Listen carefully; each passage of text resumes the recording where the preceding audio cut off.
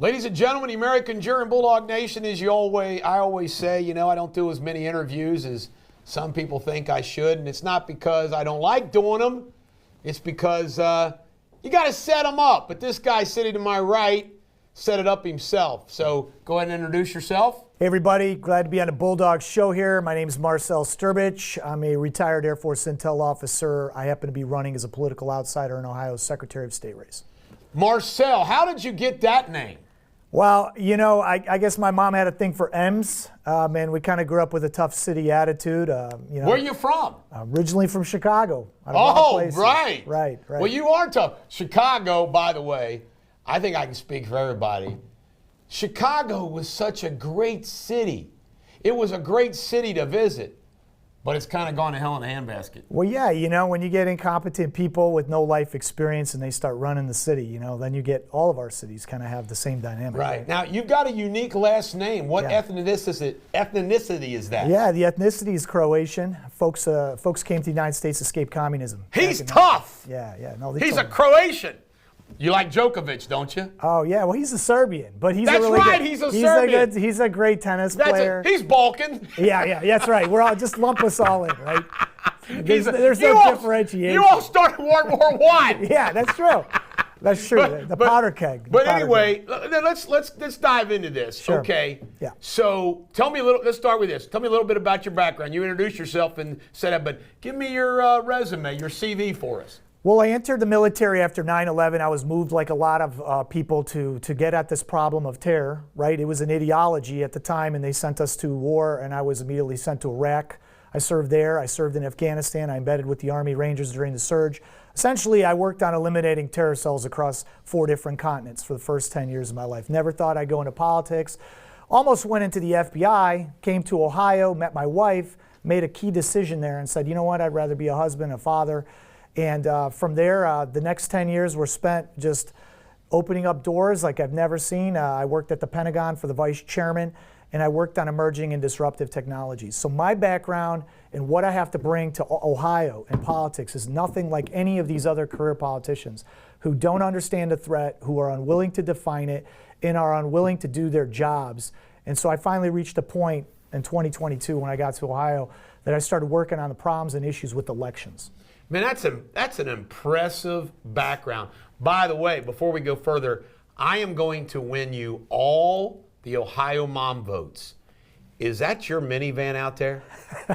I did have to drive the soccer van to get to the office. And of Ladies, course he's driving a minivan, the soccer minivan.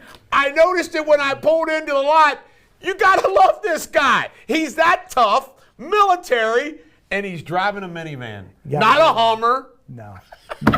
My wife's driving the man car. Tell me about that. So you're sure. Married, kids? What's that? Yeah, I've got 3 kids. They're 8, 6, and I've got a 2-year-old girl. The funnest age. Yeah, they are. God, that's the best age. Yeah, they're all over. They're into everything, and when I can, I'm with them. But this is more important. What I'm trying to do here. Well, there's a time for everything. Yeah, there's a time when you focus on careers. Until you focus on kids. I get it completely. Is your wife a stay-at-home mom? No, she works full time. Well, you guys are. See, that's another thing. I'm going to get you some more votes. I'm going to get you all the working moms.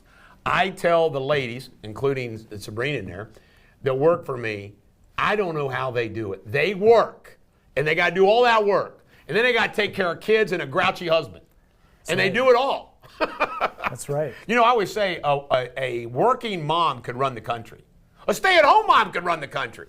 Better than Joe Biden, at least. Hey, listen, they saved us during COVID. If it wasn't for them, they didn't go to the school board meetings. They got on the school boards, the Moms for Liberty groups, and all of these groups. I don't know where the guys were. I mean, I was doing my thing in the military fighting the mandate. You are an impressive young man. How old are you? I'm 43. You're 43. God, you look 28. Well, thank you. I got to ask you this now. You brought up at the end, I do listen, the election, that you got involved in the election. Tell us about that.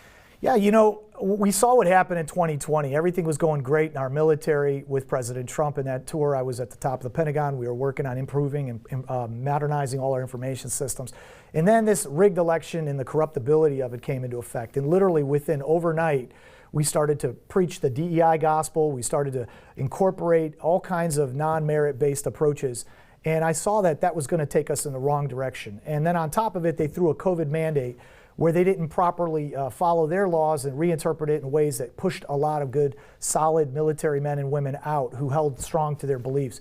I happen to be one of them, and thank God for the Navy SEALs, because they put a lawsuit that ended up being won here in the appeals court in Cincinnati eventually. And I was there that day when that 3-panel judge stood up for us and told them, no, you have to afford religious accommodation requests. And that experience and that year of my life of turmoil, and seeing how our military was going down the same path they tried to take our police force in 2020 with the George Floyd situation. They tried to upend and weaponize the two most stable institutions, woke me up, Eric, and I said, you know what, wherever I go, wherever I end up, I'm going to fight for liberty. And then I saw, in my mind, it started with medical freedom, but it all was corrupted through the election systems. And that's where I ended up starting my fight in Ohio. You know, it is, so absurd. I'm preaching the choir here. The Bulldog Nation, the American jury, and you. But the whole concept and idea of how they handled COVID, and they used that to start this mail-in ballot crap and all that. I mean, it's unfreaking believable what they did to manipulate, and thank God that we're pushing back. So, why are you running for the Ohio Secretary of State's office? Basically, we need leadership. In Ohio, we've been rotating the same people from our governor, Mike DeWine, since the 1970s, and they've got this cabal of good old boys. And all of them don't have necessarily the skills for the jobs that they're running in, but they keep doing it to avoid term limits. And so for me, for 2 years, I was a dad who would go to bed, or put my kids to bed at night, research the election laws, research process, procedure, apply all my knowledge and skills of what I knew from my time as an intel officer in the military, and try to get at where our risks and weaknesses are. And I uncovered non-citizens registered in Ohio. We uncovered the fraudulent registrations in Hamilton County, just over the river here. And it's systemic. And it's because there's no solid accountability or enforcement of the laws. And I even sued our director in the county I'm from, 5th largest in Ohio, and I won at the Ohio Supreme Court, Montgomery County, where Dayton, Ohio Dayton, is. Ohio, yeah. Yeah, and so we took him on because he refused to train poll workers to identify non-citizen markings. There's no point in having a law if you don't enforce it. And I started doing all of that as a volunteer, unpaid, and then people said, look, nobody knows this more than you. Nobody has got the conviction and the belief in that as you. Why don't you run? And that was just a conversation between my Lord and my wife. And, I came to the conclusion of the president needs backup. He needs people in the states that want to carry that agenda. We will miss an extraordinary opportunity in Ohio if we don't do something about closing these loopholes. So that's what drove me into this. Let me ask you several important questions. You can answer as briefly as you want, as long as you want. Are you pro-Trump MAGA? Without a doubt. Okay. Very important. All you MAGA voters, all you Trump voters that come to Patriots Day Freedom Fest, all of you Ohio voters that follow me, vote for this guy. Now, are you a Christian? 100% practicing. Okay. And are you also, do you consider yourself an outsider from the establishment? Absolutely, because not a single one of them wants me to take on their friends in the race, right? And they all want the job. They want the job for the career. I want the job to be able to bring us back to an election day. I do not want an election season. 28 days. We have 28 days of early in-person voting in Ohio. That needs to stop. That's creating an environment of ballot gathering activities. We got to go back to vote earning campaigns. If Ohio changes their election system, Eric, what's going to happen is all these other states, Republican states most likely, will follow Ohio. And so we can be a bellwether. And the Secretary of State races are so important. A lot of people don't understand them. But they're not just important for the election side of it, which if you don't have a good election, doesn't matter what kind of candidate or campaign you run, if they, in the last hour, finagle it. We also have the issue of business fraud going on in Ohio, mass systemic fraud of our government benefits programs by the immigrant populations that we brought in who see us as a meal ticket to wealth for them and their families back home. Things have changed so much. The state Secretary of State's offices are more important than probably ever in the history of our country now. I'd agree. I mean, it was always a down ballot, race, starting point. But by golly, with what's going on with our elections, it is a really, really important job. Let me just share something with you that, because I'm a rebel, I'm outlawed to it all, is I refer to Mike DeWine and his political followings. They're all part of the Bushites. The Bushites who led Trump down the bad path in his first term, and he's learned his lesson, as you can see. He learned how to do it. But Mike DeWine was always anti-Trump. He's never been an ally of Trump. None of his supporters have been Trump. Alex Telafonte, who I know very well, who's trying to kiss ass to Trump now because DeWine's leaving him. I was in the room with people like Joe Deters, no relation, who told his brother Dennis to run from Trump back when he ran for Hamilton County Commissioner. I've seen it, and I hate it. And what I refer to them as teacup Republicans. They play footsies with the Dems. They always want to go down the middle or bend a little bit left. And the only way to clean it up is to elect people in your state offices that aren't them. It's true. And you're one of them. You got anything to add to all that? My diatribe that I just gave? No, I think we are changing, though. I mean, this party, because of President Trump, they are now having to genuflect to us. Right. They are genuflecting to the average, ordinary man and woman of America. I'm asking every military veteran, if you served during 9/11, step up for your country. Step up now while you can. In any way, it doesn't have to be at the state level what I'm doing. I just happen to have doors open because of my abilities, because of my tenacity to get at the issues and the risks and vulnerabilities in the elections. And I see an opportunity like never before to transform the entire country's election system back to something more that we could recognize and appreciate, like before we had all of these questions of is this truly fair and honest? We can't have a system like that because our people won't go out. Others won't go vote because they don't trust it. And that's where our country will fall then, in that way. And I think if we don't change it in the next 5 years or so, the push will be to go full remote voting by phone. You see Democrats already inkling for that in states like California. They want to move in that direction. And that's why we have to put a kibosh on that. And I think it starts here in the Midwest. It starts in Ohio. It starts in Kentucky. When is your election? My election is May 5th, 2026. And I am running against a good old boy who's trying to one primary opponent? One primary opponent, that's it.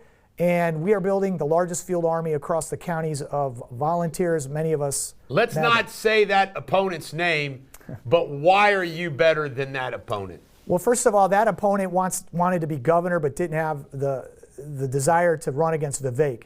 So he doesn't even really necessarily want the job. He's one of those rotating chairs, right. Got to find a job, You know what? It's nice to have people that don't need the job. That's it. Exactly. For me, I've been at this. I've written 3 election bills.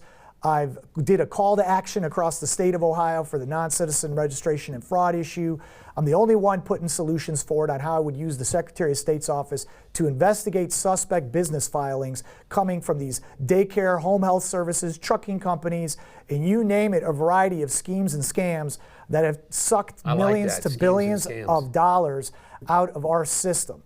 And we need people who are going to look at that and think seriously about it. It's coalition building for voters. It seems to me that MAGA and Trump voters need to get behind you. Military needs to get behind you. Does your opponent have any military experience? No, what he has is just party endorsements and connections, endorsements for favors. Okay, so military experience. All you moms that drive those minivans, all you working moms.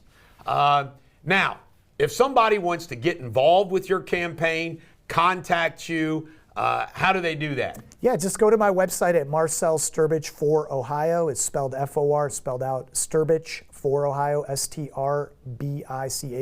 You can volunteer on that link. You can donate.